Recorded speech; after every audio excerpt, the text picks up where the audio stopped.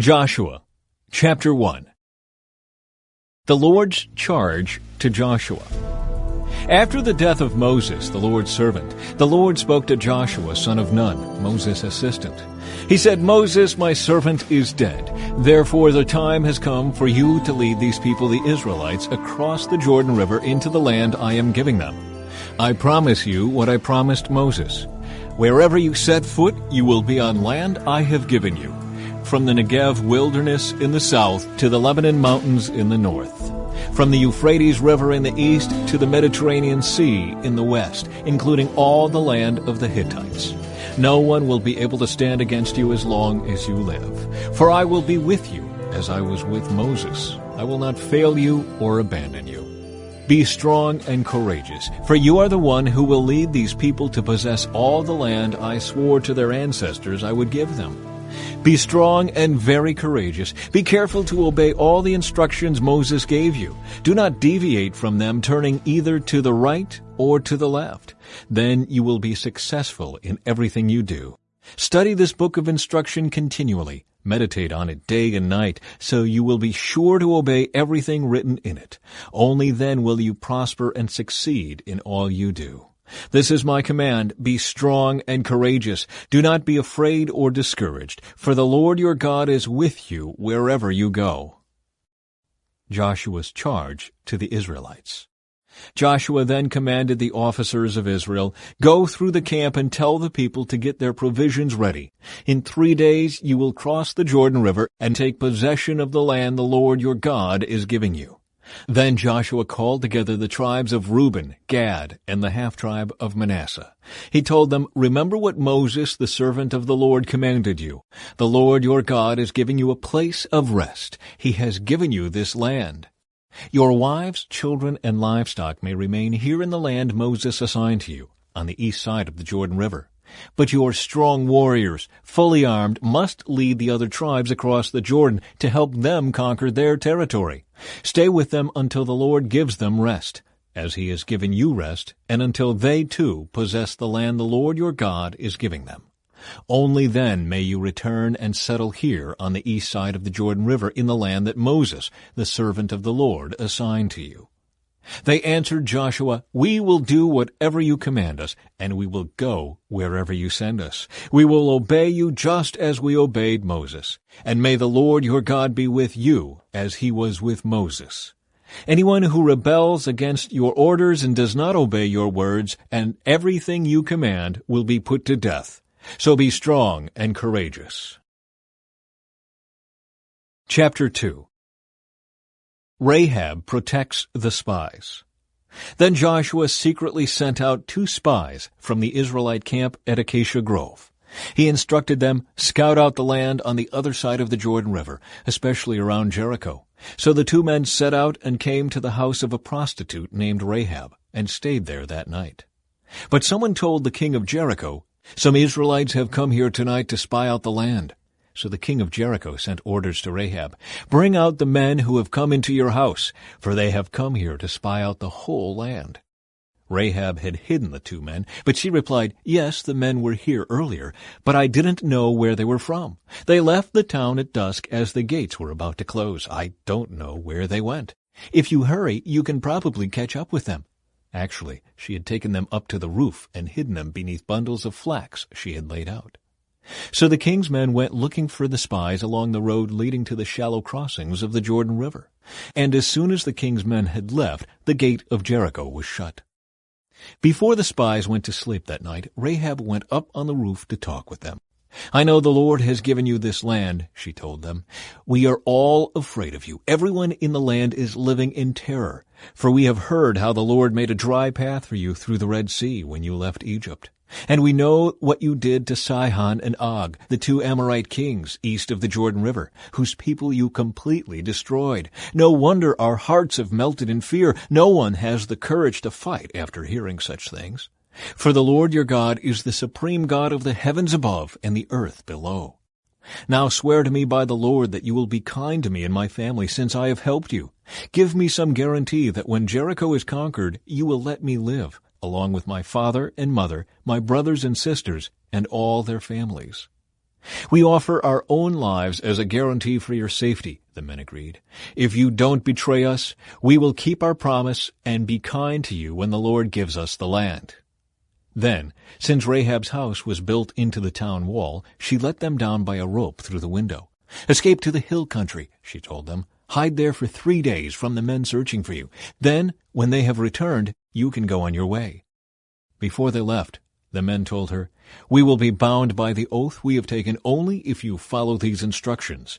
When we come into the land, you must leave this scarlet rope hanging from the window through which you let us down. And all your family members, your father, mother, brothers, and all your relatives must be here inside the house. If they go out into the street and are killed, it will not be our fault. But if anyone lays a hand on people inside this house, we will accept the responsibility for their death. If you betray us, however, we are not bound by this oath in any way." "I accept your terms," she replied, and she sent them on their way, leaving the scarlet rope hanging from the window. The spies went up into the hill country and stayed there 3 days. The men who were chasing them searched everywhere along the road, but they finally returned without success. Then the 2 spies came down from the hill country, crossed the Jordan River, and reported to Joshua all that had happened to them. "The Lord has given us the whole land," they said, "for all the people in the land are terrified of us." Chapter 3. The Israelites cross the Jordan. Early the next morning, Joshua and all the Israelites left Acacia Grove and arrived at the banks of the Jordan River, where they camped before crossing. 3 days later, the Israelite officers went through the camp, giving these instructions to the people.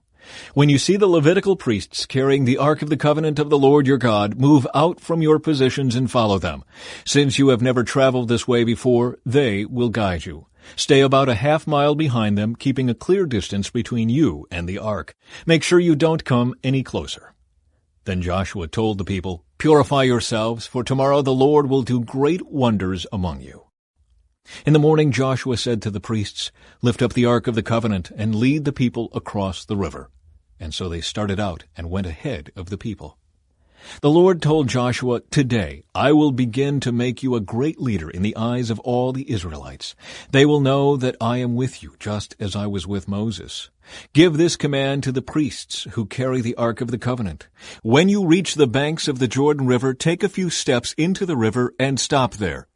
So Joshua told the Israelites, "Come and listen to what the Lord your God says. Today you will know that the living God is among you. He will surely drive out the Canaanites, Hittites, Hivites, Perizzites, Girgashites, Amorites, and Jebusites ahead of you. Look, the Ark of the Covenant, which belongs to the Lord of the whole earth, will lead you across the Jordan River. Now choose 12 men from the tribes of Israel, 1 from each tribe. The priests will carry the Ark of the Lord of all the earth. As soon as their feet touch the water, the flow of water will be cut off upstream, and the river will stand up like a wall." So the people left their camp to cross the Jordan, and the priests who were carrying the Ark of the Covenant went ahead of them. It was the harvest season, and the Jordan was overflowing its banks. But as soon as the feet of the priests who were carrying the ark touched the water at the river's edge, the water above that point began backing up a great distance away at a town called Adam, which is near Zarethan. And the water below that point flowed on to the Dead Sea until the riverbed was dry. Then all the people crossed over near the town of Jericho. Meanwhile, the priests who were carrying the Ark of the Lord's Covenant stood on dry ground in the middle of the riverbed as the people passed by. They waited there until the whole nation of Israel had crossed the Jordan on dry ground. Chapter 4. Memorials to the Jordan Crossing. When all the people had crossed the Jordan, the Lord said to Joshua, "Now choose 12 men, 1 from each tribe. Tell them, take 12 stones from the very place where the priests are standing in the middle of the Jordan. Carry them out and pile them up at the place where you will camp tonight." So Joshua called together the 12 men he had chosen, 1 from each of the tribes of Israel. He told them, "Go into the middle of the Jordan in front of the Ark of the Lord your God. Each of you must pick up 1 stone and carry it out on your shoulder, 12 stones in all, 1 for each of the 12 tribes of Israel.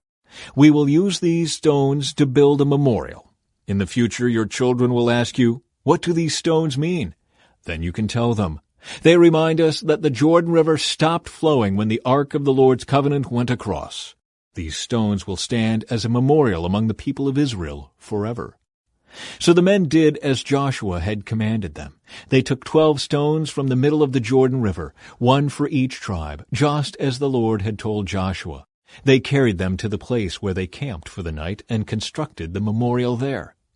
Joshua also set up another pile of 12 stones in the middle of the Jordan, at the place where the priests who carried the Ark of the Covenant were standing, and they are there to this day. The priests who were carrying the ark stood in the middle of the river until all of the Lord's commands that Moses had given to Joshua were carried out. Meanwhile, the people hurried across the riverbed, and when everyone was safely on the other side, the priests crossed over with the ark of the Lord as the people watched. The armed warriors from the tribes of Reuben, Gad, and the half-tribe of Manasseh led the Israelites across the Jordan, just as Moses had directed.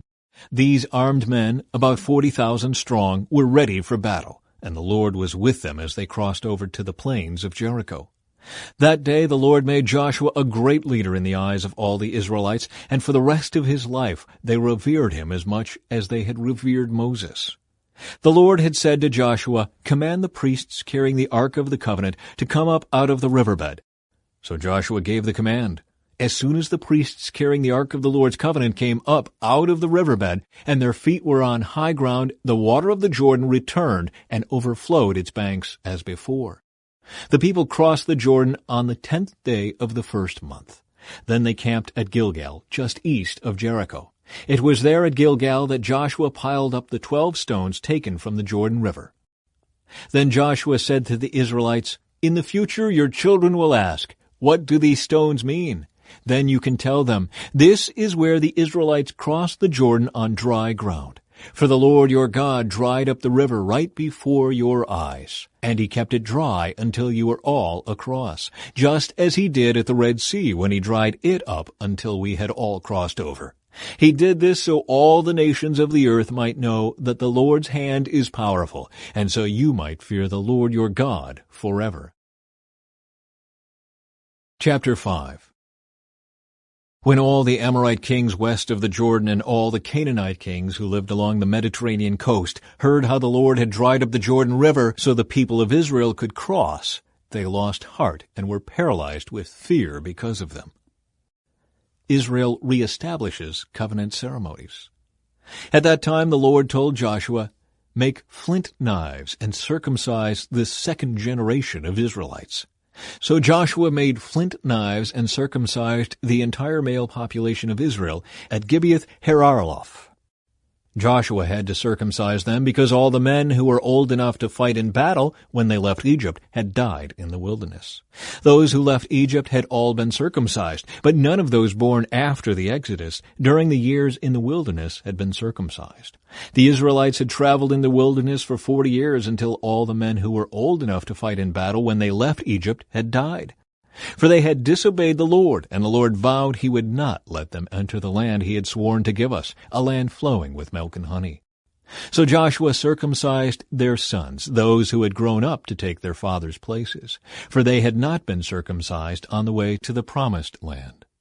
After all the males had been circumcised, they rested in the camp until they were healed. Then the Lord said to Joshua, "Today I have rolled away the shame of your slavery in Egypt." So that place has been called Gilgal to this day. While the Israelites were camped at Gilgal on the plains of Jericho, they celebrated Passover on the evening of the 14th day of the first month.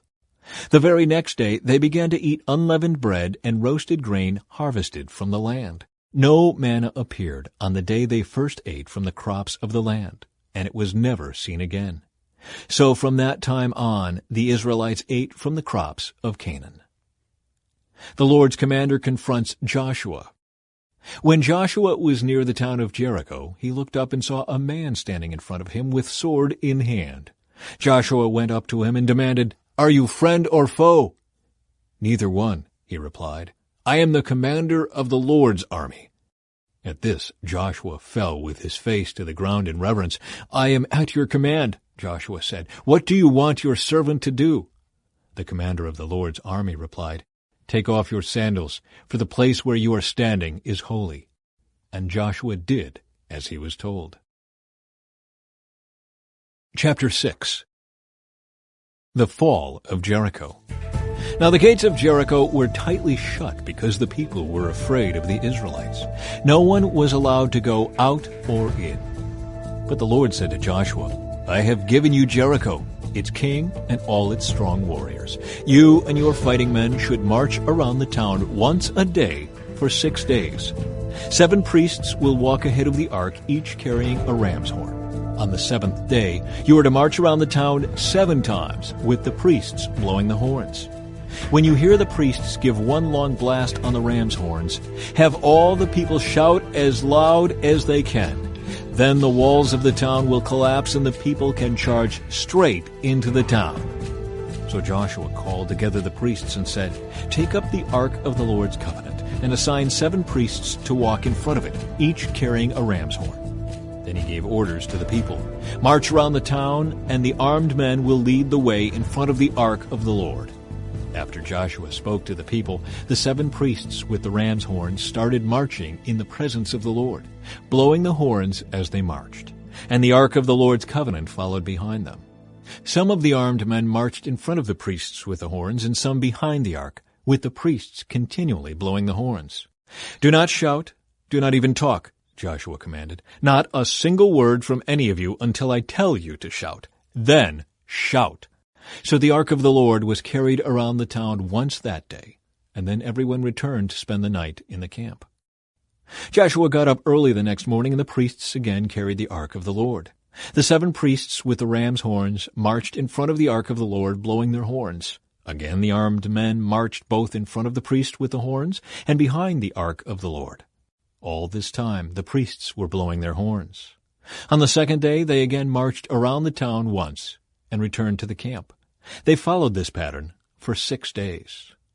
On the 7th day, the Israelites got up at dawn and marched around the town as they had done before. But this time they went around the town 7 times. The 7th time around, as the priests sounded the long blast on their horns, Joshua commanded the people, Shout, for the Lord has given you the town. Jericho and everything in it must be completely destroyed as an offering to the Lord. Only Rahab the prostitute and the others in her house will be spared, for she protected our spies. Do not take any of the things set apart for destruction, or you yourselves will be completely destroyed, and you will bring trouble on the camp of Israel. Everything made from silver, gold, bronze, or iron is sacred to the Lord and must be brought into His treasury. When the people heard the sound of the ram's horns, they shouted as loud as they could. Suddenly the walls of Jericho collapsed, and the Israelites charged straight into the town and captured it. They completely destroyed everything in it with their swords, men and women, young and old, cattle, sheep, goats, and donkeys. Meanwhile, Joshua said to the 2 spies, Keep your promise. Go to the prostitute's house and bring her out, along with all her family. The men who had been spies went in and brought out Rahab, her father, mother, brothers, and all the other relatives who were with her. They moved her whole family to a safe place near the camp of Israel. Then the Israelites burned the town and everything in it. Only the things made from silver, gold, bronze, or iron were kept for the treasury of the Lord's house. So Joshua spared Rahab the prostitute and her relatives who were with her in the house, because she had hidden the spies Joshua sent to Jericho, and she lives among the Israelites to this day. At that time Joshua invoked this curse. May the curse of the Lord fall on anyone who tries to rebuild the town of Jericho. At the cost of his firstborn son he will lay its foundation. At the cost of his youngest son he will set up its gates. So the Lord was with Joshua, and his reputation spread throughout the land. Chapter 7. Ai defeats the Israelites. But Israel violated the instructions about the things set apart for the Lord. A man named Achan had stolen some of these dedicated things. So the Lord was very angry with the Israelites. Achan was the son of Carmi, a descendant of Zimri, son of Zerah, of the tribe of Judah. Joshua sent some of his men from Jericho to spy out the town of Ai, east of Bethel, near Bethaven. When they returned, they told Joshua, "There's no need for all of us to go up there. It won't take more than 2,000 or 3,000 men to attack Ai. Since there are so few of them, don't make all our people struggle to go up there." So approximately 3,000 warriors were sent, but they were soundly defeated. The men of Ai chased the Israelites from the town gate as far as the quarries, and they killed about 36 who were retreating down the slope. The Israelites were paralyzed with fear at this turn of events, and their courage melted away. Joshua and the elders of Israel tore their clothing in dismay, threw dust on their heads, and bowed face down to the ground before the ark of the Lord until evening. Then Joshua cried out, "O sovereign Lord, why did you bring us across the Jordan River if you are going to let the Amorites kill us? If only we had been content to stay on the other side. Lord, what can I say now that Israel has fled from its enemies? For when the Canaanites and all the other people living in the land hear about it, they will surround us and wipe our name off the face of the earth. And then what will happen to the honor of your great name?" But the Lord said to Joshua, "Get up. Why are you lying on your face like this? Israel has sinned and broken my covenant. They have stolen some of the things that I commanded must be set apart for me. And they have not only stolen them, but have lied about it and hidden the things among their own belongings. That is why the Israelites are running from their enemies in defeat. For now Israel itself has been set apart for destruction. I will not remain with you any longer unless you destroy the things among you that were set apart for destruction. Get up. Command the people to purify themselves in preparation for tomorrow. For this is what the Lord, the God of Israel, says. Hidden among you, O Israel, are things set apart for the Lord. You will never defeat your enemies until you remove these things from among you. In the morning you must present yourselves by tribes, and the Lord will point out the tribe to which the guilty man belongs. That tribe must come forward with its clans, and the Lord will point out the guilty clan. That clan will then come forward, and the Lord will point out the guilty family. Finally, each member of the guilty family must come forward one by one. The one who has stolen what was set apart for destruction will himself be burned with fire, along with everything he has, for he has broken the covenant of the Lord and has done a horrible thing in Israel. Achan's sin. Early the next morning Joshua brought the tribes of Israel before the Lord, and the tribe of Judah was singled out. Then the clans of Judah came forward, and the clan of Zerah was singled out. Then the families of Zerah came forward, and the family of Zimri was singled out. Every member of Zimri's family was brought forward person by person, and Achan was singled out. Then Joshua said to Achan, "My son, give glory to the Lord, the God of Israel, by telling the truth. Make your confession and tell me what you have done. Don't hide it from me." Achan replied, "It is true. I have sinned against the Lord, the God of Israel. Among the plunder I saw a beautiful robe from Babylon, 200 silver coins, and a bar of gold weighing more than a pound. I wanted them so much that I took them. They are hidden in the ground beneath my tent, with the silver buried deeper than the rest." So Joshua sent some men to make a search. They ran to the tent and found the stolen goods hidden there, just as Achan had said, with the silver buried beneath the rest. They took the things from the tent and brought them to Joshua and all the Israelites. Then they laid them on the ground in the presence of the Lord. Then Joshua and all the Israelites took Achan, the silver, the robe, the bar of gold, his sons, daughters, cattle, donkeys, sheep, goats, tent, and everything he had, and they brought them to the valley of Achor. Then Joshua said to Achan, "Why have you brought trouble on us? The Lord will now bring trouble on you."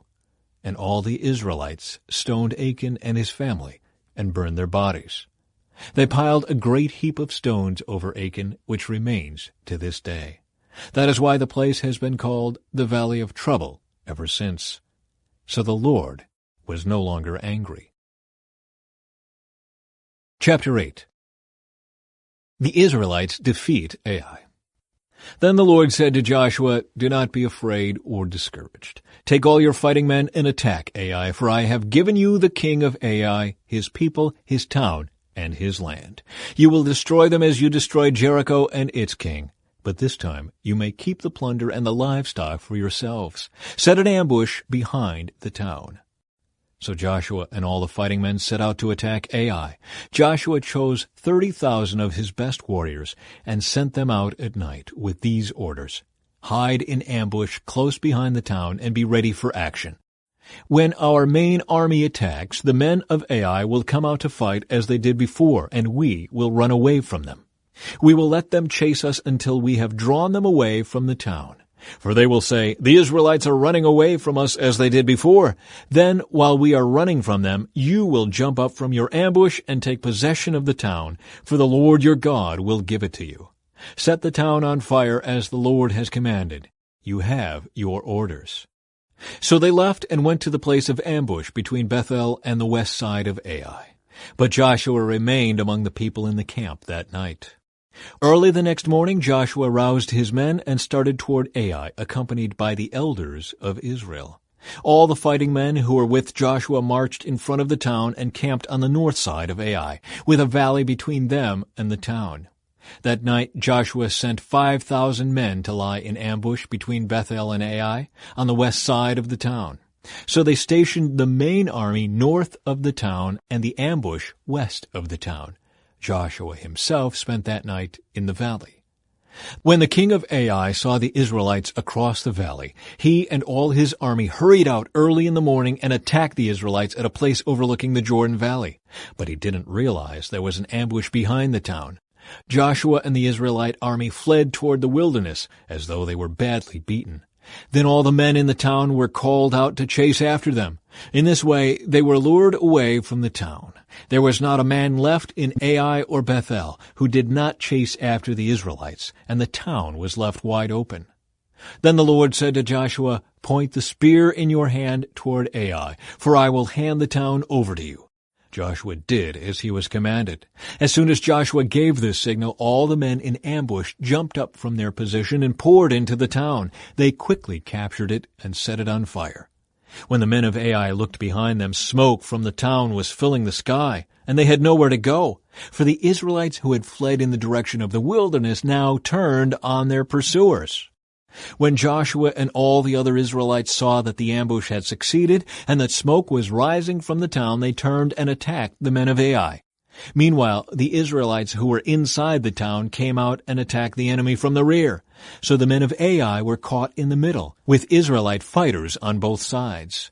Israel attacked them, and not a single person survived or escaped. Only the king of Ai was taken alive and brought to Joshua. When the Israelite army finished chasing and killing all the men of Ai in the open fields, they went back and finished off everyone inside. So the entire population of Ai, including men and women, was wiped out that day, 12,000 in all. For Joshua kept holding out his spear until everyone who had lived in Ai was completely destroyed. Only the livestock and the treasures of the town were not destroyed, for the Israelites kept these as plunder for themselves, as the Lord had commanded Joshua. So Joshua burned the town of Ai, and it became a permanent mound of ruins, desolate to this very day. Joshua impaled the king of Ai on a sharpened pole and left him there until evening.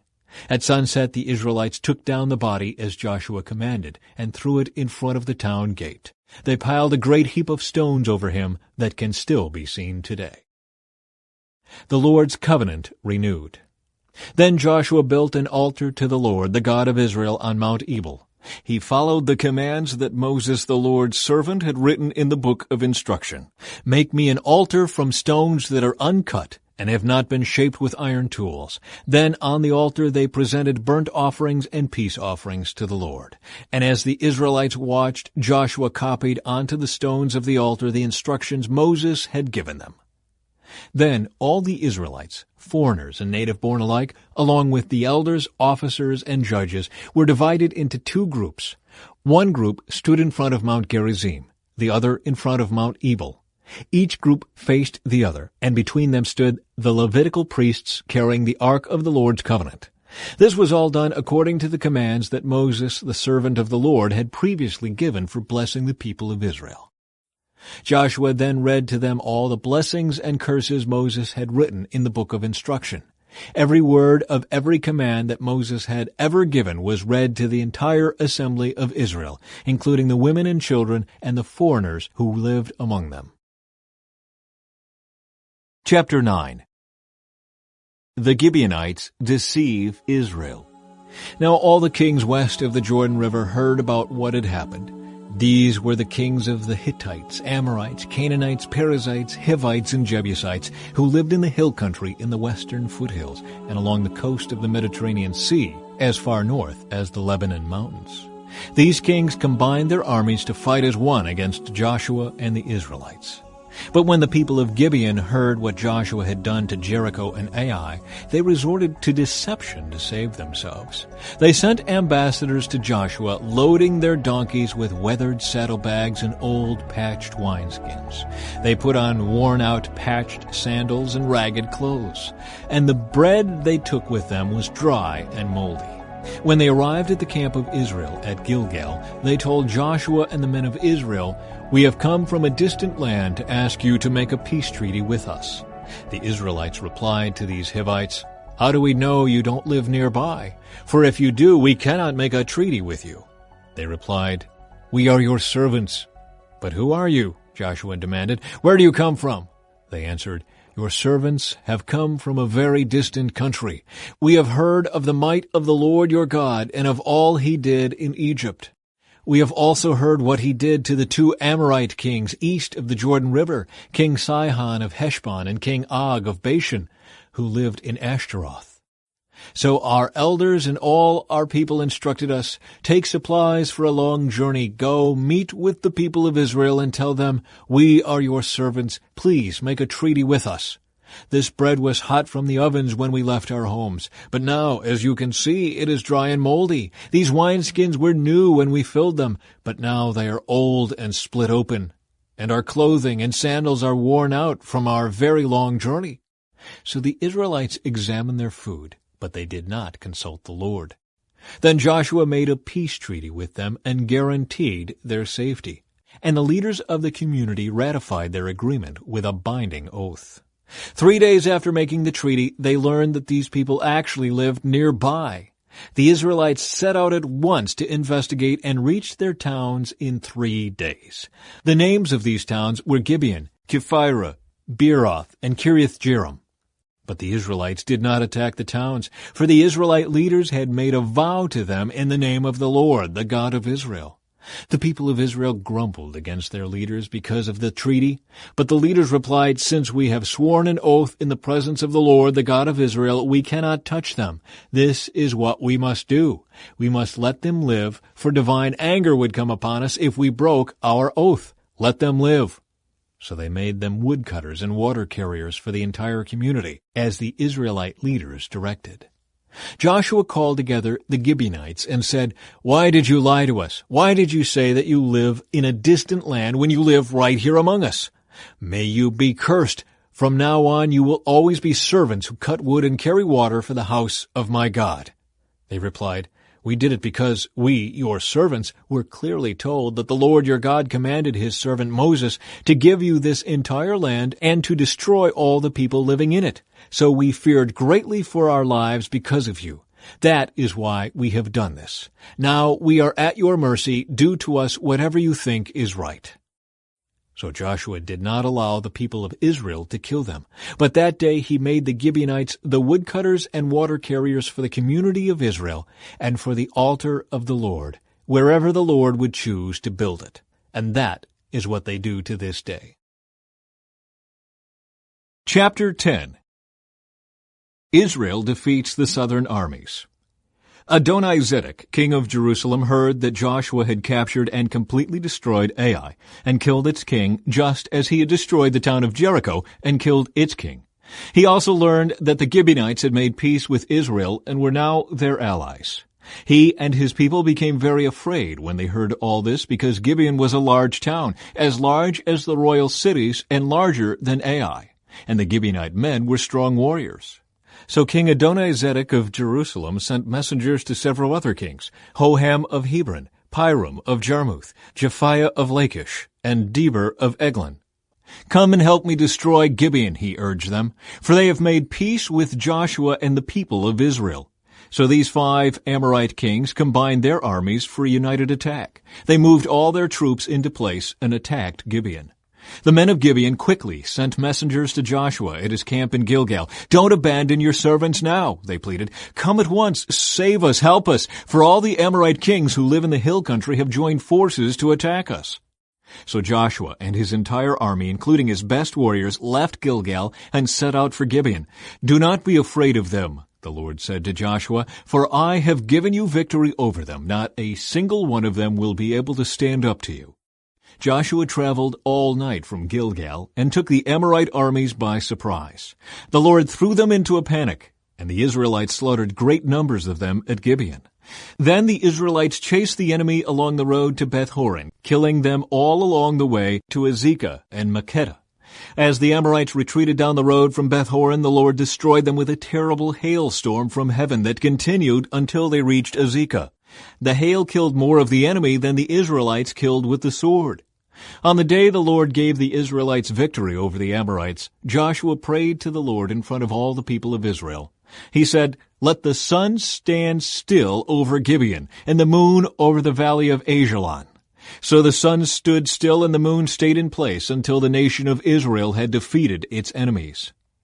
Is this event not recorded in the book of Jashar? The sun stayed in the middle of the sky, and it did not set as on a normal day. There has never been a day like this one before or since when the Lord answered such a prayer. Surely the Lord fought for Israel that day. Then Joshua and the Israelite army returned to their camp at Gilgal. Joshua kills the 5 southern kings. During the battle, the 5 kings escaped and hid in a cave at Makkedah. When Joshua heard that they had been found, he issued this command: "Cover the opening of the cave with large rocks, and place guards at the entrance to keep the kings inside. The rest of you continue chasing the enemy and cut them down from the rear. Don't give them a chance to get back to their towns, for the Lord your God has given you victory over them."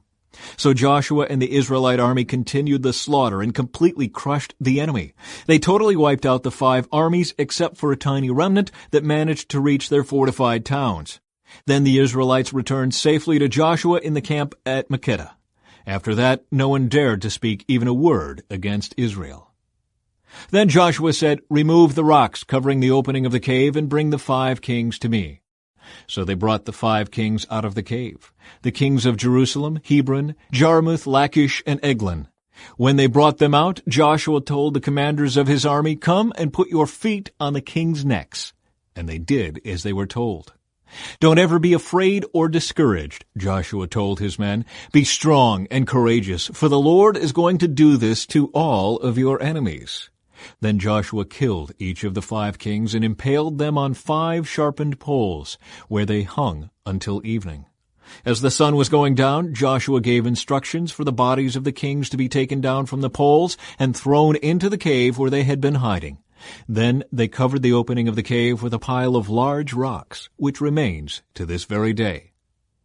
Israel destroys the southern towns. That same day Joshua captured and destroyed the town of Makkedah. He killed everyone in it, including the king, leaving no survivors. He destroyed them all, and he killed the king of Makkedah as he had killed the king of Jericho. Then Joshua and the Israelites went to Libnah and attacked it. There, too, the Lord gave them the town and its king. He killed everyone in it, leaving no survivors. Then Joshua killed the king of Libnah as he had killed the king of Jericho. From Libnah, Joshua and the Israelites went to Lachish and attacked it.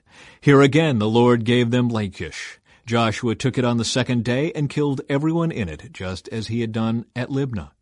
During the attack on Lachish, King Horam of Gezer arrived with his army to help defend the town. But Joshua's men killed him and his army, leaving no survivors. Then Joshua and the Israelite army went on to Eglon and attacked it. They captured it that day and killed everyone in it. He completely destroyed everyone, just as he had done at Lachish. From Eglon, Joshua and the Israelite army went up to Hebron and attacked it.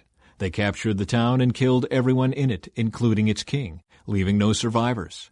They did the same thing to all of its surrounding villages. And just as he had done at Eglon, he completely destroyed the entire population. Then Joshua and the Israelites turned back and attacked Debir.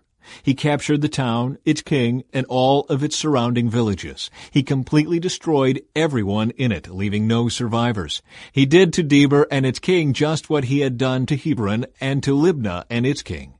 So Joshua conquered the whole region. the kings and people of the hill country, the Negev, the western foothills, and the mountain slopes. He completely destroyed everyone in the land, leaving no survivors, just as the Lord, the God of Israel, had commanded.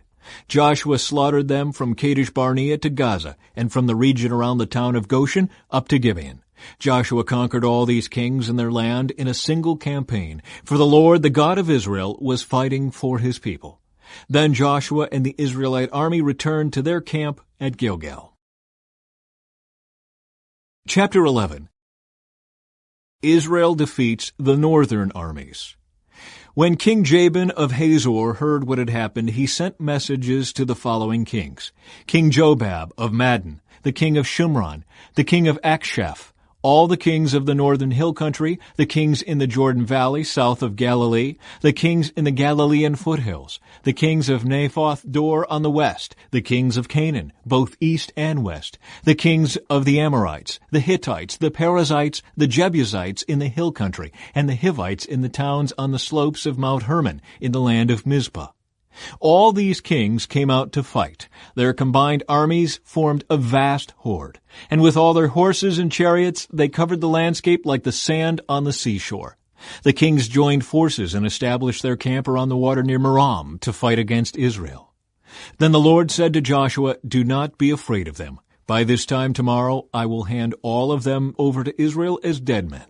Then you must cripple their horses and burn their chariots." So Joshua and all his fighting men traveled to the water near Merom and attacked suddenly. And the Lord gave them victory over their enemies. The Israelites chased them as far as Greater Sidon and Mizrephoth-Maim, and eastward into the valley of Mizpah, until not one enemy warrior was left alive. Then Joshua crippled the horses and burned all the chariots, as the Lord had instructed. Joshua then turned back and captured Hazor and killed its king. Hazor had at one time been the capital of all these kingdoms. The Israelites completely destroyed every living thing in the city, leaving no survivors.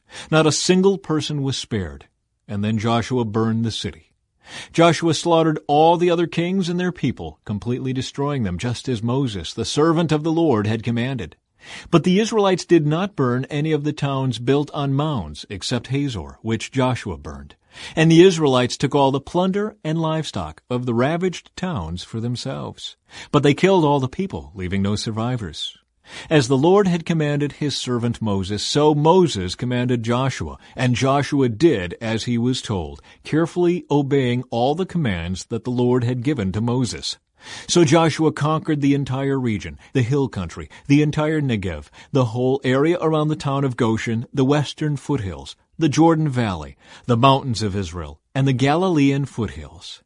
The Israelite territory now extended all the way from Mount Halak, which leads up to Seir in the south, as far north as Baal-Gad at the foot of Mount Hermon in the valley of Lebanon.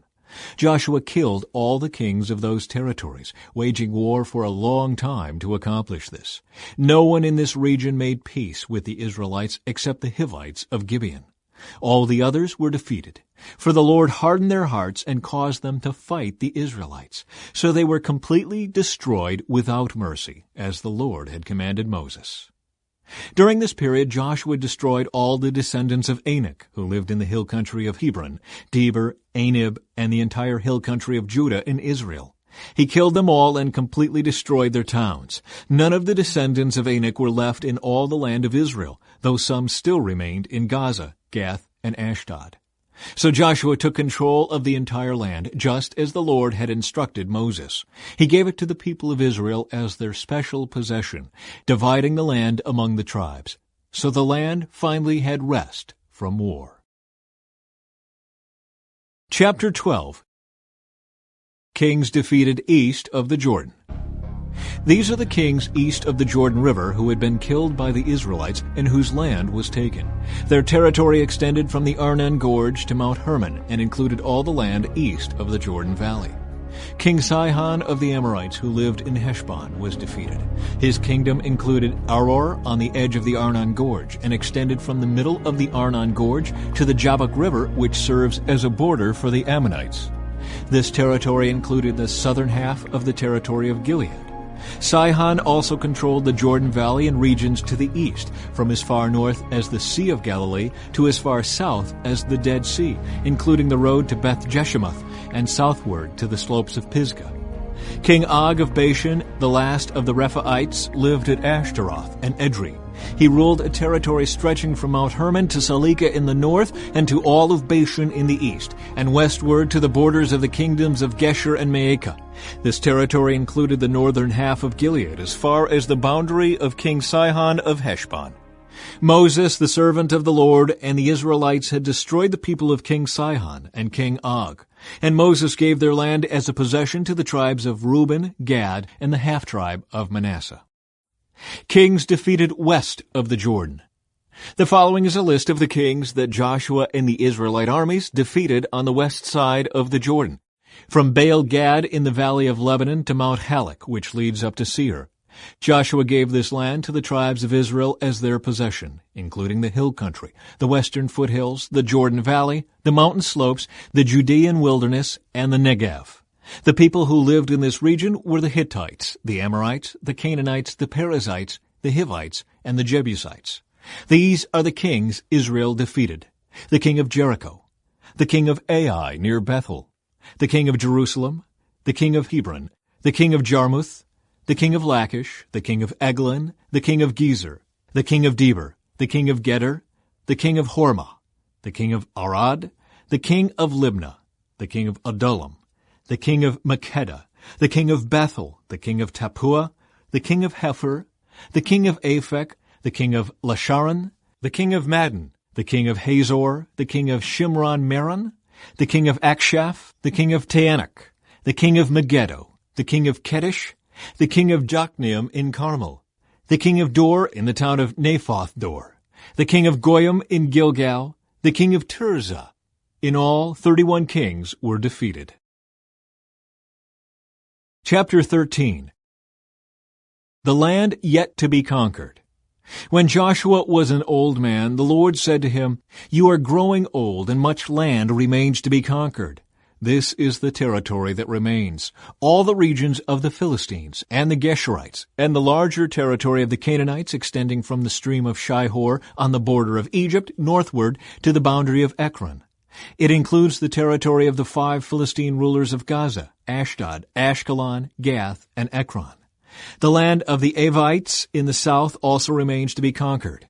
In the north, the following area has not yet been conquered: all the land of the Canaanites, including Mearah, which belongs to the Sidonians, stretching northward to Aphek on the border of the Amorites. The land of the Gebalites and all of the Lebanon mountain area to the east, from Baal-Gad below Mount Hermon to Lebo-Hamath, and all the hill country from Lebanon to Misrephoth-Maim, including all the land of the Sidonians.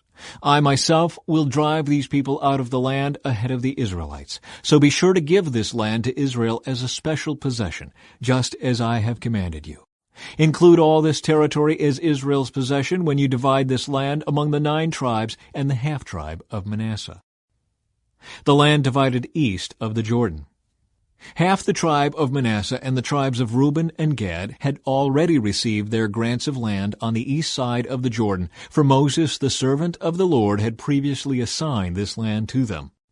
Their territory extended from Aror on the edge of the Arnon Gorge, including the town in the middle of the gorge, to the plain beyond Medeba, as far as Dibon. It also included all the towns of King Sihon of the Amorites, who had reigned in Heshbon, and extended as far as the borders of Ammon.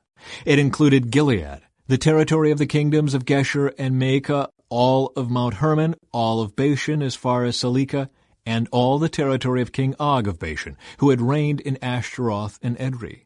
King Og was the last of the Rephaites, for Moses had attacked them and driven them out. But the Israelites failed to drive out the people of Geshur and Maacah, so they continue to live among the Israelites to this day. An allotment for the tribe of Levi. Moses did not assign any allotment of land to the tribe of Levi. Instead, as the Lord had promised them, their allotment came from the offerings burned on the altar to the Lord, the God of Israel. The land given to the tribe of Reuben. Moses had assigned the following area to the clans of the tribe of Reuben: Their territory extended from Aroer on the edge of the Arnon Gorge, including the town in the middle of the gorge, to the plain beyond Medeba. It included Heshbon and the other towns on the plain, Dibon, Bamoth Baal, Beth Baal Meon, Jahaz, Kedemoth, Mephaath, Kiriathaim, Sibmah, Zereth Shahar, on the hill above the valley, Beth Peor, the slopes of Pisgah, and Beth Jeshimoth.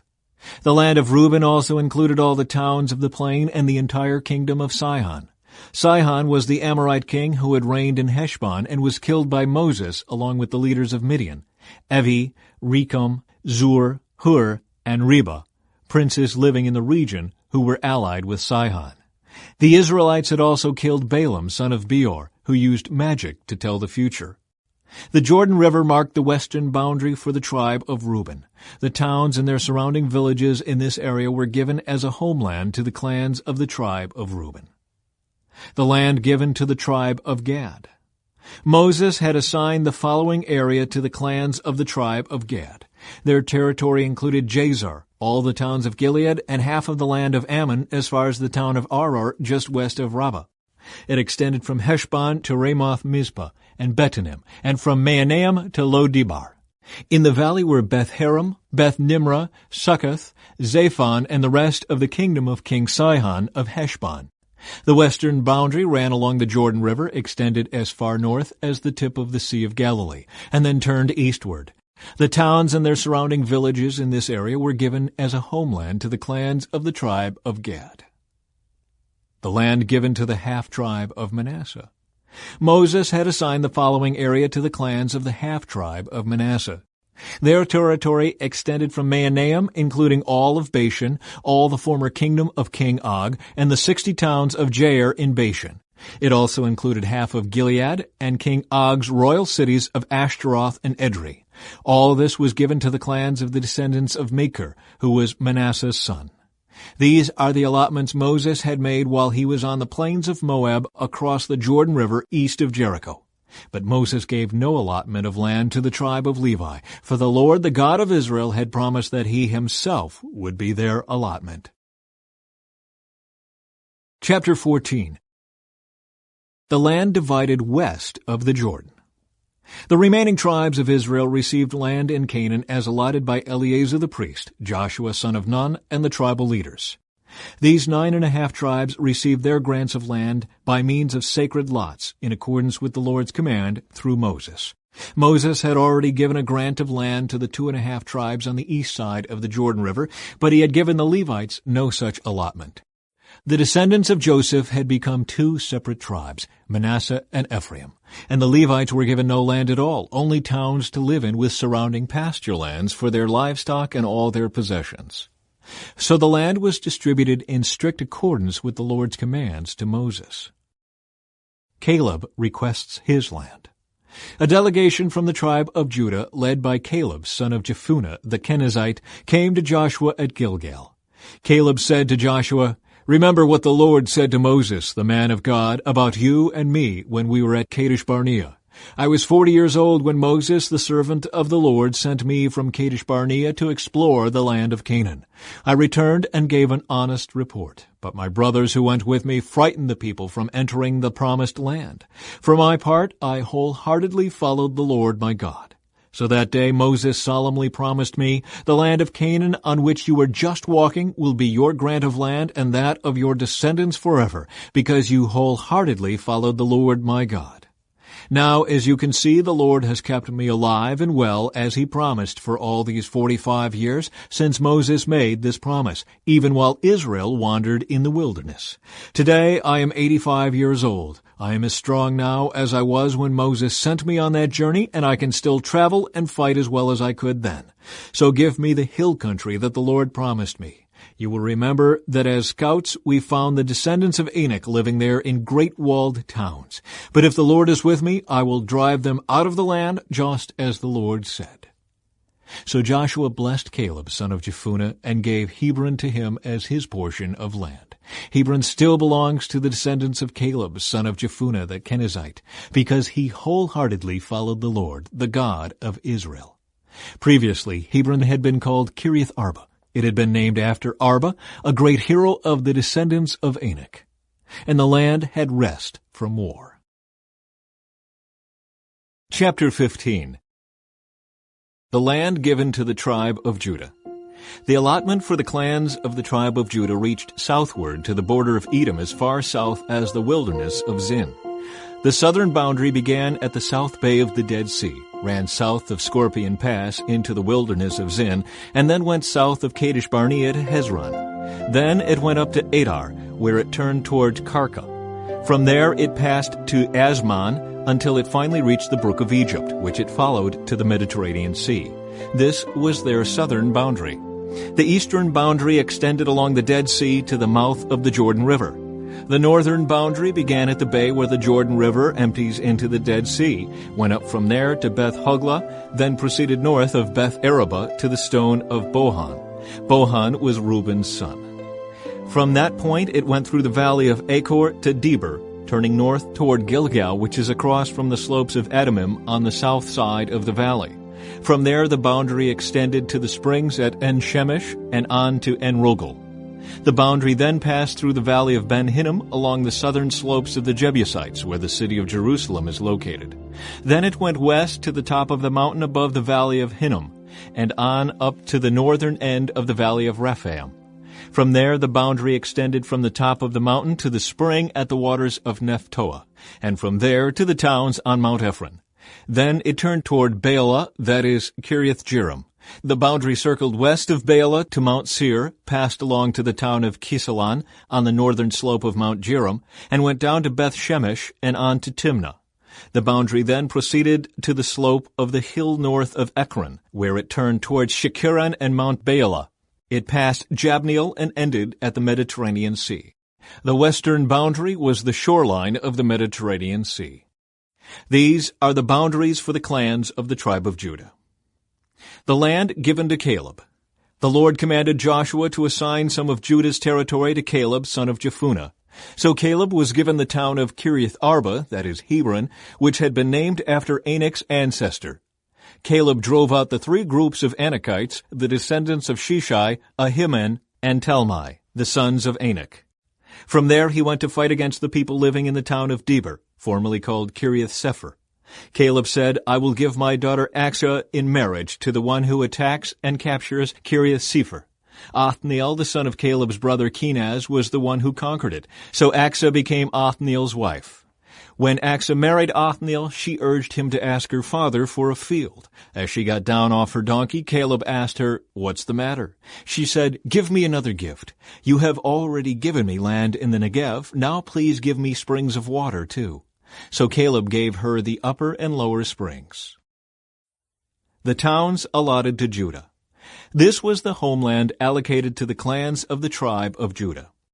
The towns of Judah situated along the borders of Edom in the extreme south were Kabzeel, Eder, Jagur, Kena, Dimona, Adada, Kedesh, Hazor, Ithnan, Ziph, Telem, Bealoth, Hazar-Hadattah, Kiriath Hezron, that is, Hazor, Amam, Shema, Moladah, Hazar-Gadah, Heshmon, Beth-Pelet, Hazar-Shual, Beersheba, Biziothea, Baalah, Eam, Ezem, Iltalad, Kizel, Hormah, Ziklag, Madmannah, Sansannah, Lebaoth, Shilhim, Ain, and Rimmon, 29 towns with their surrounding villages. The following towns situated in the western foothills were also given to Judah: Eshtaol, Zorah, Ashna, Zanoah, En-Ganim, Tappuah, Enam, Jarmuth, Adullam, Soko, Azekah, Shearaim, Adithium, Gedera, and Gederothium, 14 towns with their surrounding villages. Also included were Zenan, Hadashah, Migdal-Gad, Dilian, Mizpeh, Joktheel, Lachish, Bozkath, Eglon, Kabon, Lamam, Kitlish, Gederoth, Beth-Dagon, Naamah, and Makkedah, 16 towns with their surrounding villages. Besides these, there were Libnah, Ether, Ashan, Iphtha, Ashna, Nizib, Keilah, Akzib, and Mareshah, 9 towns with their surrounding villages. The territory of the tribe of Judah also included Ekron and its surrounding settlements and villages. From Ekron, the boundary extended west and included the towns near Ashdod with their surrounding villages. It also included Ashdod with its surrounding settlements and villages, and Gaza with its settlements and villages, as far as the brook of Egypt and along the coast of the Mediterranean Sea. Judah also received the following towns in the hill country: Shamir, Jatir, Soko, Dana, Kiriath-Sena, that is, Deber, Anab, Eshtemoth, Anim, Goshen, Halan, and Gilo, 11 towns with their surrounding villages. Also included were the towns of Arab, Duma, Ishan, Janem, Beth Tappuah, Aphekah, Humta, Kiriath Arba, that is, Hebron, and Zior, 9 towns with their surrounding villages. Besides these, there were Maon, Carmel, Ziph, Juttah, Jezreel, Jokdeam, Zanoah, Cain, Gibeah, and Timnah, 10 towns with their surrounding villages. In addition, there were Halhul, Beth-zur, Gedor, Merarath, Beth-Anath, and Eltekon, 6 towns with their surrounding villages. There were also Kiriath-Baal, that is, Kiriath-Jearim, and Rabbah, 2 towns with their surrounding villages. In the wilderness, there were the towns of Beth-Araba, Middin, Sekaka, Nibshan, the city of Salt, and En-Gedi, 6 towns with their surrounding villages. But the tribe of Judah could not drive out the Jebusites who lived in the city of Jerusalem, so the Jebusites live there among the people of Judah to this day. Chapter 16. The land given to Ephraim and West Manasseh. The allotment for the descendants of Joseph extended from the Jordan River near Jericho, east of the springs of Jericho, through the wilderness and into the hill country of Bethel. From Bethel, that is, Luz, it ran over to Ataroth in the territory of the Archites. Then it descended westward to the territory of the Japhletites as far as lower Beth Horon, then to Gezer and over to the Mediterranean Sea. This was the homeland allocated to the families of Joseph's sons, Manasseh and Ephraim. The land given to Ephraim. The following territory was given to the clans of the tribe of Ephraim. The boundary of their homeland began at Ataroth Adar in the east. From there it ran to upper Beth Horon, then on to the Mediterranean Sea. From Mikmethith on the north, the boundary curved eastward past Taanath Shiloh to the east of Genoa. From Genoa it turned southward to Ataroth and Nerah, touched Jericho, and ended at the Jordan River. From Tappuah the boundary extended westward, following the Kana ravine to the Mediterranean Sea. This is the homeland allocated to the clans of the tribe of Ephraim. In addition, some towns with their surrounding villages in the territory allocated to the half-tribe of Manasseh were set aside for the tribe of Ephraim.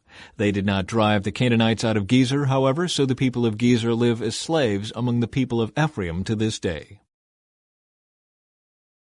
Chapter 17. The land given to West Manasseh.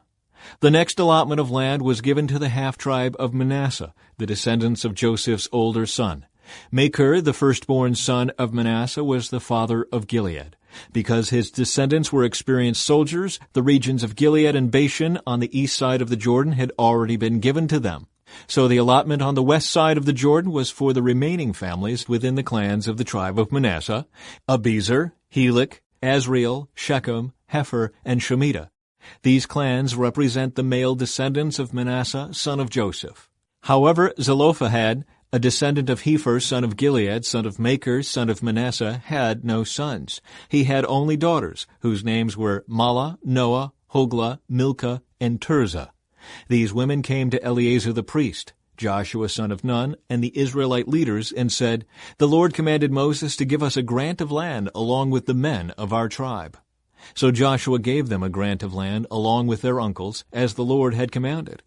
As a result, Manasseh's total allocation came to 10 parcels of land, in addition to the land of Gilead and Bashan across the Jordan River, because the female descendants of Manasseh received a grant of land along with the male descendants. The land of Gilead was given to the rest of the male descendants of Manasseh. The boundary of the tribe of Manasseh extended from the border of Asher to Mikmethith near Shechem. Then the boundary went south from Mikmethith to the settlement near the spring of Tappuah. The land surrounding Tappuah belonged to Manasseh, but the town of Tappuah itself, on the border of Manasseh's territory, belonged to the tribe of Ephraim. From the spring of Tappuah, the boundary of Manasseh followed the Kana ravine to the Mediterranean Sea. Several towns south of the ravine were inside Manasseh's territory, but they actually belonged to the tribe of Ephraim. In general, however, the land south of the ravine belonged to Ephraim, and the land north of the ravine belonged to Manasseh. Manasseh's boundary ran along the northern side of the ravine and ended at the Mediterranean Sea. North of Manasseh was the territory of Asher, and to the east was the territory of Issachar. The following towns within the territory of Issachar and Asher, however, were given to Manasseh: Bethshan, Ibleam, Dor, that is, Naphoth Dor, Endor, Taanach, and Megiddo, each with their surrounding settlements. But the descendants of Manasseh were unable to occupy these towns. They could not drive out the Canaanites who continued to live there. Later, however, when the Israelites became strong enough, they forced the Canaanites to work as slaves, but they did not drive them out of the land. The descendants of Joseph came to Joshua and asked, "Why have you given us only one portion of land as our homeland, when the Lord has blessed us with so many people?" Joshua replied, "If there are so many of you, and if the hill country of Ephraim is not large enough for you, clear out land for yourselves in the forest where the Perizzites and Rephaites live." The descendants of Joseph responded, "It's true that the hill country is not large enough for us, but all the Canaanites in the lowlands have iron chariots, both those in Bethshan and its surrounding settlements, and those in the valley of Jezreel. They are too strong for us." Then Joshua said to the tribes of Ephraim and Manasseh, the descendants of Joseph, "Since you are so large and strong, you will be given more than one portion. The forests of the hill country will be yours as well. Clear as much of the land as you wish, and take possession of its farthest corners. And you will drive out the Canaanites from the valleys too, even though they are strong and have iron chariots." Chapter 18. The allotments of the remaining land. Now that the land was under Israelite control, the entire community of Israel gathered at Shiloh and set up the tabernacle. But there remained 7 tribes who had not yet been allotted their grants of land. Then Joshua asked them, "How long are you going to wait before taking possession of the remaining land the Lord, the God of your ancestors, has given to you? Select 3 men from each tribe, and I will send them out to explore the land and map it out. They will then return to me with a written report of their proposed divisions of their new homeland. Let them divide the land into 7 sections, excluding Judah's territory in the south and Joseph's territory in the north. And when you record the 7 divisions of the land and bring them to me, I will cast sacred lots in the presence of the Lord our God to assign land to each tribe."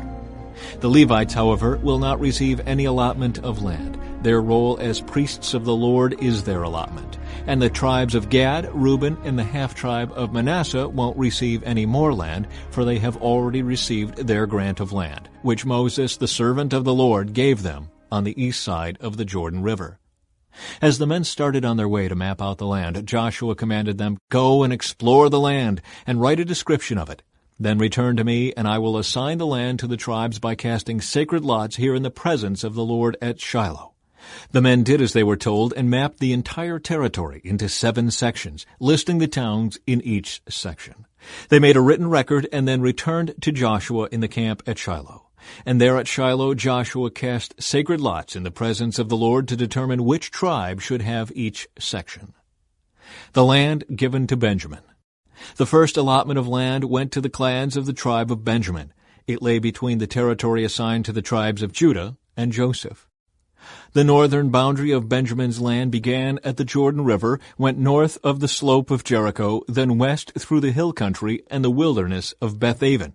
From there the boundary went south to Luz, that is, Bethel, and proceeded down to Ataroth Adar on the hill that lies south of lower Beth-horon. The boundary then made a turn and swung south along the western edge of the hill facing Beth-horon, ending at the village of Kiriath-baal, that is, Kiriath-jearim, a town belonging to the tribe of Judah. This was the western boundary. The southern boundary began at the outskirts of Kiriath-jearim. From that western point it ran to the spring at the waters of Nephtoah, and down to the base of the mountain beside the valley of Ben Hinnom at the northern end of the valley of Rephaim. From there it went down the valley of Hinnom, crossing south of the slope where the Jebusites lived, and continued down to En-rogel. From En-rogel the boundary proceeded in a northerly direction and came to En-shemesh and on to Geliloth, which is across from the slopes of Edomim. Then it went down to the stone of Bohan. Bohan was Reuben's son. From there it passed along the north side of the slope overlooking the Jordan Valley. The border then went down into the valley, ran past the north slope of Beth Hoglah, and ended at the north bay of the Dead Sea, which is the southern end of the Jordan River. This was the southern boundary. The eastern boundary was the Jordan River. These were the boundaries of the homeland allocated to the clans of the tribe of Benjamin. The towns given to Benjamin. These were the towns given to the clans of the tribe of Benjamin: Jericho, Beth Hoglah, Emek Keziz, Beth Araba, Zemaraim, Bethel, Avim, Perah, Ophrah, Kepher Ammoni, Ophni, and Geba, 12 towns with their surrounding villages. Also Gibeon, Ramah, Beeroth, Mizpah, Kephirah, Mazah, Rechem, Irpeel, Taralah, Zelah, Haleph, Jebus, that is, Jerusalem, Gibeah, and Kiriath-Jearim, 14 towns with their surrounding villages. This was the homeland allocated to the clans of the tribe of Benjamin. Chapter 19. The land given to Simeon. The second allotment of land went to the clans of the tribe of Simeon. Their homeland was surrounded by Judah's territory. Simeon's homeland included Beersheba, Sheba, Moladah, Hazar-Shual, Bela, Ezem, Iltolad, Bethul, Hormah, Ziklag, Beth-Markaboth, Hazar-Susa, Beth-Lebaoth, and Sharuan, 13 towns with their surrounding villages. It also included Ain, Rimmon, Ether, and Ashon, 4 towns with their villages, including all the surrounding villages as far south as Baalath-Beer, also known as Ramah of the Negev. This was the homeland allocated to the clans of the tribe of Simeon. Their allocation of land came from part of what had been given to Judah because Judah's territory was too large for them. So the tribe of Simeon received an allocation within the territory of Judah. The land given to Zebulun. The third allotment of land went to the clans of the tribe of Zebulun. The boundary of Zebulun's homeland started at Sered. From there it went west, going past Merilah, touching Dabbesheth, and proceeding to the brook east of Jokneam. In the other direction, the boundary went east from Sered to the border of Kisloth-Tabor, and from there to Debereth and up to Japhia. Then it continued east to Gath-Hepher, Ethkazan, and Rimmon, and turned toward Neah. The northern boundary of Zebulun passed Hanathon and ended at the valley of Iftael. The towns in these areas included Kedeth, Nahalal, Shimron, Idalah, and Bethlehem, 12 towns with their surrounding villages. The homeland allocated to the clans of the tribe of Zebulun included these towns and their surrounding villages. The land given to Issachar. The fourth allotment of land went to the clans of the tribe of Issachar. Its boundaries included the following towns: Jezreel, Kisaloth, Shunem, Hapharaim, Shihon, Anahareth, Rabith, Kishion, Ebez, Remeth, En-Ganim, Enhaddah, and Beth-Pazez. The boundary also touched Tabor, Shehazimah, and Beth-Shemesh, ending at the Jordan River, 16 towns with their surrounding villages. The homeland allocated to the clans of the tribe of Issachar included these towns and their surrounding villages. The land given to Asher. The fifth allotment of land went to the clans of the tribe of Asher. Its boundaries included these towns: Hilkath, Helai, Beton, Akshaph, Elimelech, Amad, and Mishael. The boundary on the west touched Carmel and Shihor-Libnath. Then it turned east toward Beth-Dagon and ran as far as Zebulun in the valley of Iftael, going north to Beth-Emek and Neiel. It then continued north to Kabul, Abdon, Rehob, Hammon, Cana, and as far as Greater Sidon. Then the boundary turned toward Ramah and the fortress of Tyre, where it turned toward Hosah and came to the Mediterranean Sea. The territory also included Mehelbel, Akzib, Umah, Aphek, and Rehob, 22 towns with their surrounding villages. The homeland allocated to the clans of the tribe of Asher included these towns and their surrounding villages. The land given to Naphtali. The sixth allotment of land went to the clans of the tribe of Naphtali. Its boundary ran from Heleph, from the oak at Zaanannim, and extended across to Adami-Nekab, Jabneel, and as far as Lakim, ending at the Jordan River. The western boundary ran past Aznoth-Tabor, then to Hukok, and touched the border of Zebulun in the south, the border of Asher on the west, and the Jordan River on the east. The fortified towns included in this territory were Ziddim, Zur, Hamath, Raketh, Kinnereth, Adamah, Ramah, Hazor, Kedesh, Edrei, and Hazor, Yiron, Migdal-El, Horem, Beth-Anath, and Beth-Shemesh, 19 towns with their surrounding villages. The homeland allocated to the clans of the tribe of Naphtali included these towns and their surrounding villages. The land given to Dan. The seventh allotment of land went to the clans of the tribe of Dan. The land allocated as their homeland included the following towns: Zorah, Eshtaol, Ir-Shemesh, Shealaban, Ajalon, Ithlah, Elon, Timnah, Ekron, Eltekah, Gibbethon, Baalath, Jehud, Baal-Barak, Gath-Rimmon, Mejarkon, Rakon, and the territory across from Joppa. But the tribe of Dan had trouble taking possession of their land, so they attacked the town of Laish. They captured it, slaughtered its people, and settled there. They renamed the town Dan after their ancestor. The homeland allocated to the clans of the tribe of Dan included these towns and their surrounding villages. The land given to Joshua. After all the land was divided among the tribes, the Israelites gave a piece of land to Joshua as his allocation, for the Lord had said he could have any town he wanted. He chose Timnath-Serah in the hill country of Ephraim. He rebuilt the town and lived there. These are the territories that Eleazar the priest, Joshua son of Nun, and the tribal leaders allocated as grants of land to the tribes of Israel by casting sacred lots in the presence of the Lord at the entrance of the tabernacle at Shiloh. So the division of the land was completed. Chapter 20. The cities of refuge. The Lord said to Joshua, "Now tell the Israelites to designate the cities of refuge as I instructed Moses. Anyone who kills another person accidentally and unintentionally can run to one of these cities. They will be places of refuge from relatives seeking revenge for the person who was killed. Upon reaching one of these cities, the one who caused the death will appear before the elders at the city gate and present his case. They must allow him to enter the city and give him a place to live among them. If the relatives of the victim come to avenge the killing, the leaders must not release the slayer to them, for he killed the other person unintentionally and without previous hostility. But the slayer must stay in that city and be tried by the local assembly, which will render a judgment. And he must continue to live in that city until the death of the high priest who was in office at the time of the accident. After that, he is free to return to his own home in the town from which he fled.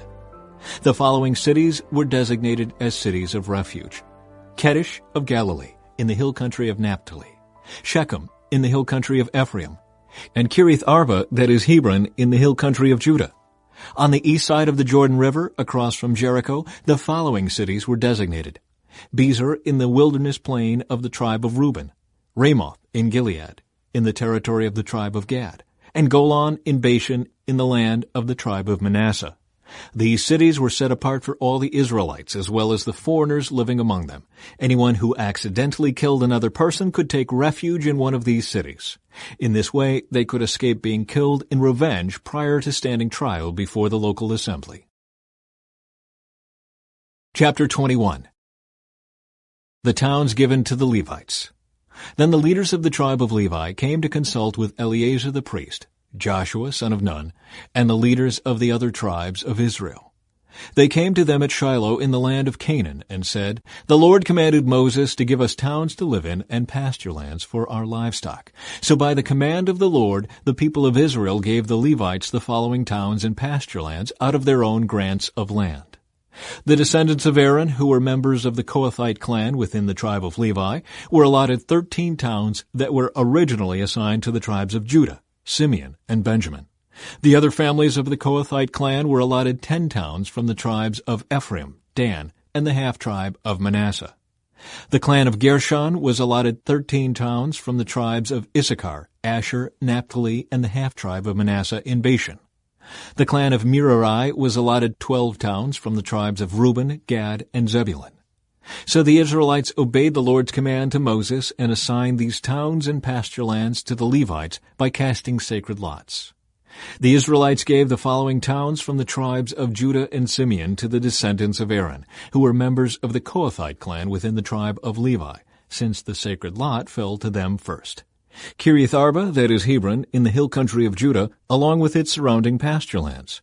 Arba was an ancestor of Anak. But the open fields beyond the town and the surrounding villages were given to Caleb, son of Jephunneh, as his possession. The following towns with their pasture lands were given to the descendants of Aaron the priest.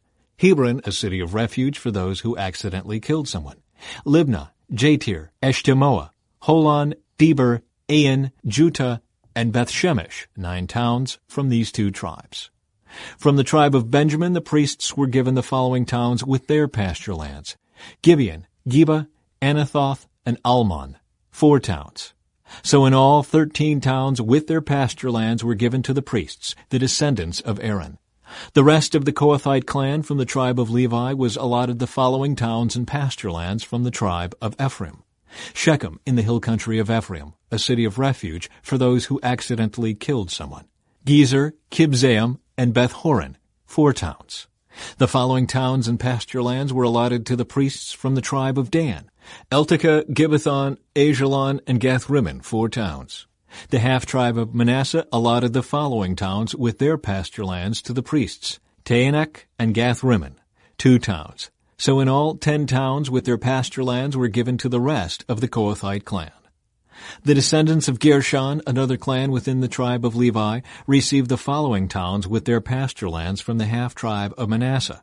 Golan in Bashan, a city of refuge for those who accidentally killed someone, and Beeshterah, 2 towns.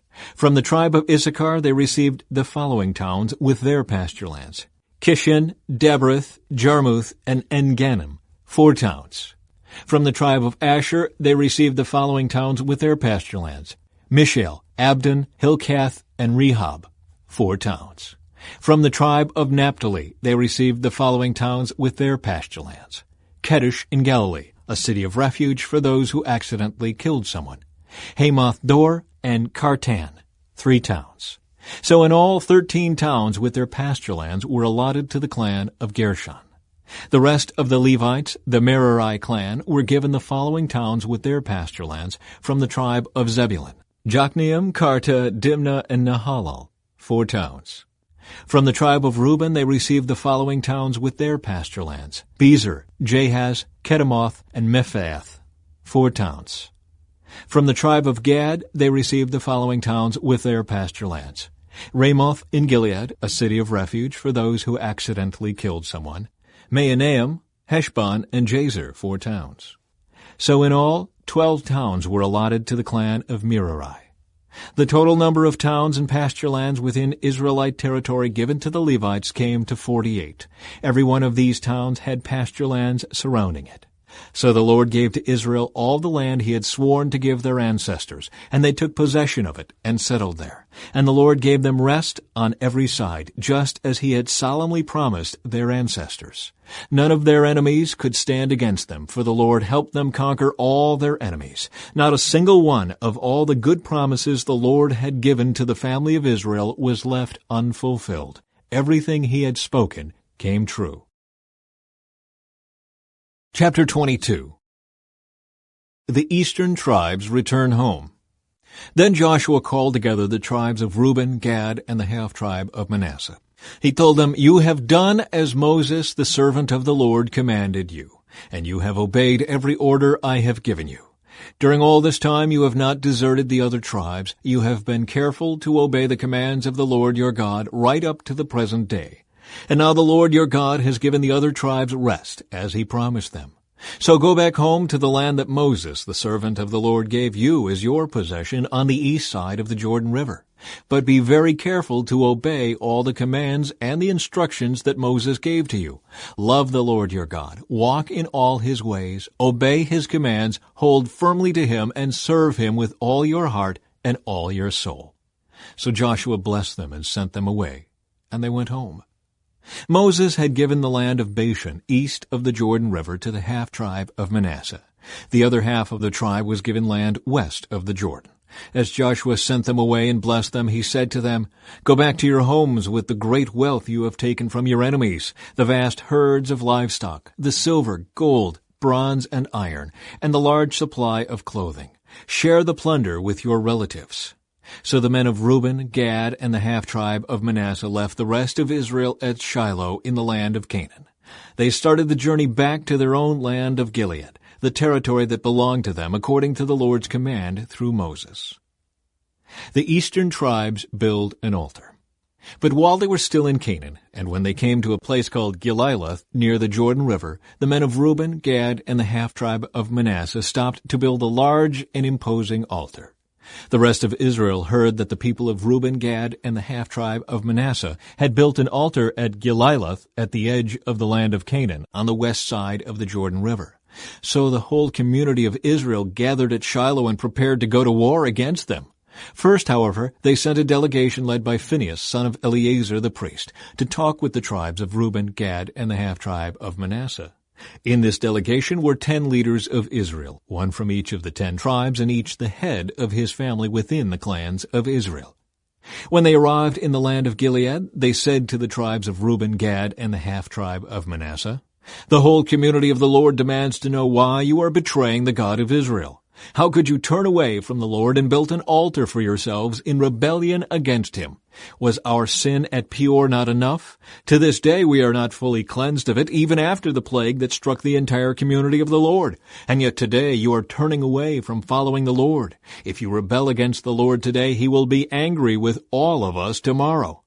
If you need the altar because the land you possess is defiled, then join us in the Lord's land, where the tabernacle of the Lord is situated, and share our land with us. But do not rebel against the Lord or against us by building an altar other than the one true altar of the Lord our God." Didn't divine anger fall on the entire community of Israel when Achan, a member of the clan of Zerah, sinned by stealing the things set apart for the Lord? He was not the only one who died because of his sin. Then the people of Reuben, Gad, and the half-tribe of Manasseh answered the heads of the clans of Israel, "The Lord, the Mighty One, is God. The Lord, the Mighty One, is God. He knows the truth, and may Israel know it too. We have not built the altar in treacherous rebellion against the Lord. If we have done so, do not spare our lives this day. If we have built an altar for ourselves to turn away from the Lord, or to offer burnt offerings, or grain offerings, or peace offerings, may the Lord himself punish us. The truth is, we have built this altar because we fear that in the future your descendants will say to ours, 'What right do you have to worship the Lord, the God of Israel?' The Lord has placed the Jordan River as a barrier between our people and you people of Reuben and Gad. You have no claim to the Lord, so your descendants may prevent our descendants from worshiping the Lord."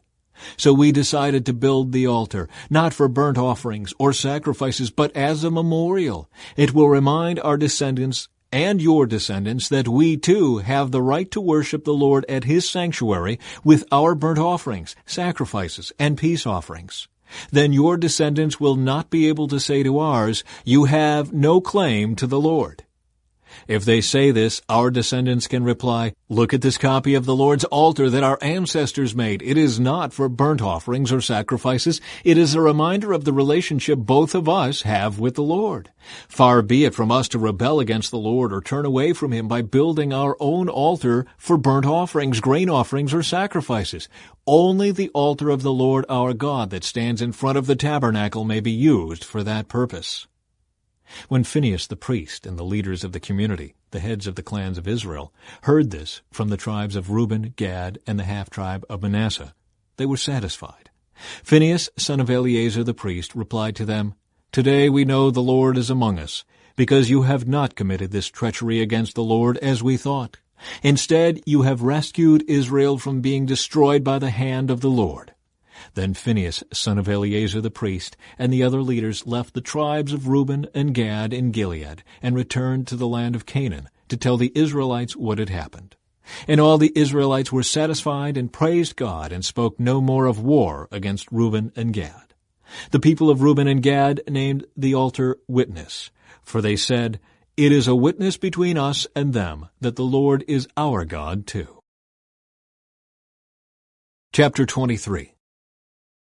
Joshua's final words to Israel. The years passed, and the Lord had given the people of Israel rest from all their enemies. Joshua, who was now very old, called together all the elders, leaders, judges, and officers of Israel. He said to them, I am now a very old man. You have seen everything the Lord your God has done for you during my lifetime. The Lord your God has fought for you against your enemies. I have allotted to you as your homeland all the land of the nations yet unconquered, as well as the land of those we have already conquered, from the Jordan River to the Mediterranean Sea in the west. This land will be yours, for the Lord your God will himself drive out all the people living there now. You will take possession of their land just as the Lord your God promised you. So be very careful to follow everything Moses wrote in the book of instruction. Do not deviate from it, turning either to the right or to the left. Make sure you do not associate with the other people still remaining in the land. Do not even mention the names of their gods, much less swear by them or serve them or worship them. Rather, cling tightly to the Lord your God as you have done until now. For the Lord has driven out great and powerful nations for you, and no one has yet been able to defeat you. Each one of you will put to flight 1,000 of the enemy, for the Lord your God fights for you, just as he has promised. So be very careful to love the Lord your God. But if you turn away from him and cling to the customs of the survivors of these nations remaining among you, and if you intermarry with them, then know for certain that the Lord your God will no longer drive them out of your land. Instead, they will be a snare and a trap to you, a whip for your backs and thorny brambles in your eyes, and you will vanish from this good land the Lord your God has given you. Soon I will die, going the way of everything on earth. Deep in your hearts you know that every promise of the Lord your God has come true. Not a single one has failed. But as surely as the Lord your God has given you the good things he promised, he will also bring disaster on you if you disobey him. He will completely destroy you from this good land he has given you. If you break the covenant of the Lord your God by worshiping and serving other gods, his anger will burn against you, and you will quickly vanish from the good land he has given you. Chapter 24. The Lord's covenant renewed. Then Joshua summoned all the tribes of Israel to Shechem, including their elders, leaders, judges, and officers. So they came and presented themselves to God. Joshua said to the people, This is what the Lord, the God of Israel, says.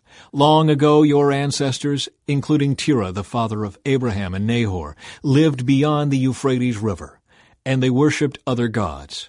But I took your ancestor Abraham from the land beyond the Euphrates and led him into the land of Canaan. I gave him many descendants through his son Isaac.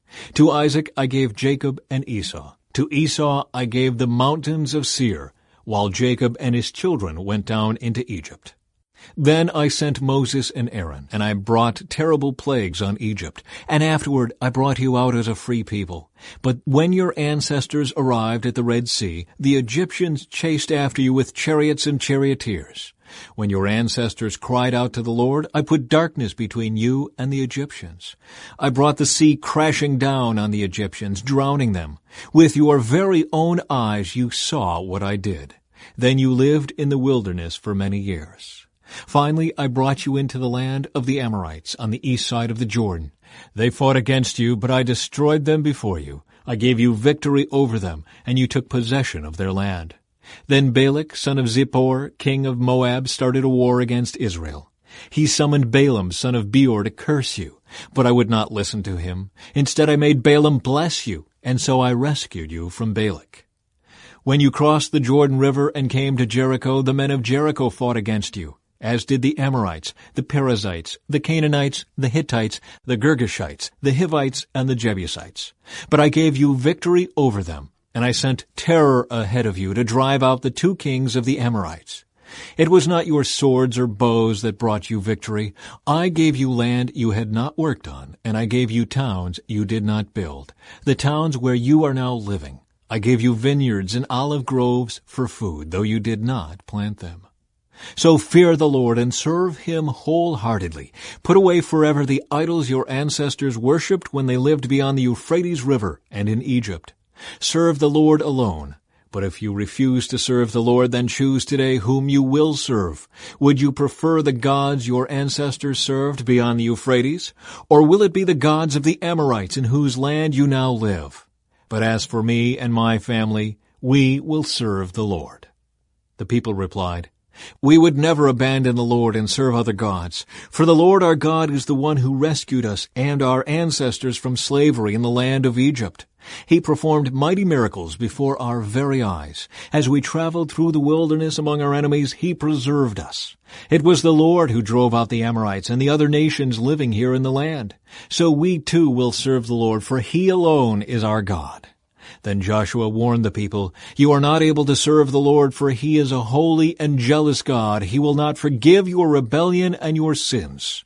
If you abandon the Lord and serve other gods, He will turn against you and destroy you, even though He has been so good to you." But the people answered Joshua, "No, we will serve the Lord." "You are a witness to your own decision," Joshua said. "You have chosen to serve the Lord." "Yes," they replied, "we are witnesses to what we have said."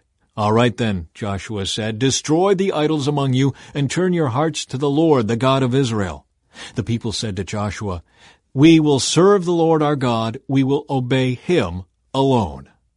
So Joshua made a covenant with the people that day at Shechem, committing them to follow the decrees and regulations of the Lord. Joshua recorded these things in the book of God's instructions.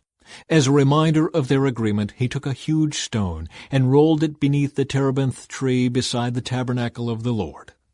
Joshua said to all the people, "This stone has heard everything the Lord said to us. It will be a witness to testify against you if you go back on your word to God." Then Joshua sent all the people away to their own homelands. Leaders buried in the Promised Land. After this, Joshua son of Nun, the servant of the Lord, died at the age of 110. They buried him in the land he had been allocated, at Timnath-Serah in the hill country of Ephraim, north of Mount Gaash. The people of Israel served the Lord throughout the lifetime of Joshua and of the elders who outlived him, those who had personally experienced all that the Lord had done for Israel. The bones of Joseph, which the Israelites had brought along with them when they left Egypt, were buried at Shechem, in the parcel of ground Jacob had bought from the sons of Hamor for 100 pieces of silver. This land was located in the territory allotted to the descendants of Joseph.